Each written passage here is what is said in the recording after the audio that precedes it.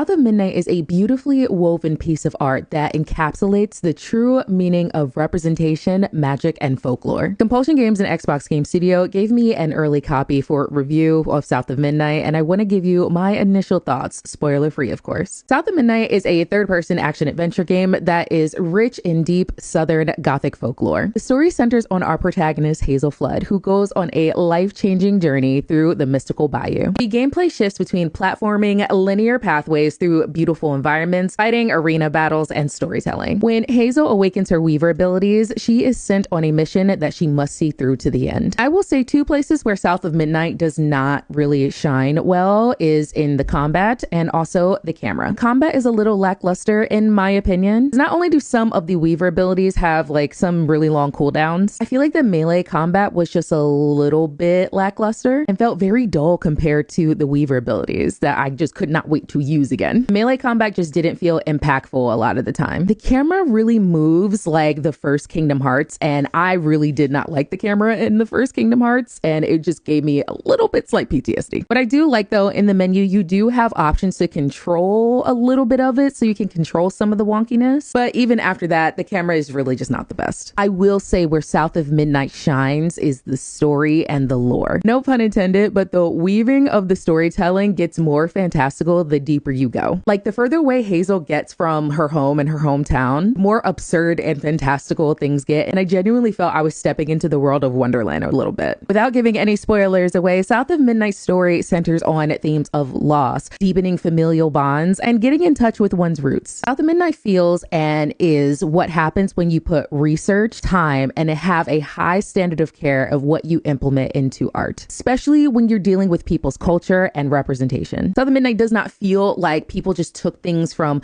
Black Southern culture, threw it in a game, and wanted to put something out just for the sake of to make money. There were so many times in the game where I felt because Hazel is Black, because there's so much care that was put into her character, her family, all of the characters, the scripts, the themes, the environment, that I was able to have a level of immersion that I have never experienced before in an adventure game. The story doesn't use Black stereotypes to convey a story. It truly allows Hazel, the unambiguous Black girl protagonist, really shine through this amazing storytelling of folklore, magic, and fantasy. I want to see more stories like this told with this level of care throughout the games industry. South of Midnight will be available April 8th on Xbox, Steam, and the cloud. You can play day one on Game Pass, or if you bought the premium edition, you can get access to it a little early. Thank you so much, Xbox Games and Compulsion Studios, for allowing me to review the game early, and I can't wait for all of you to get your hands on South of Midnight.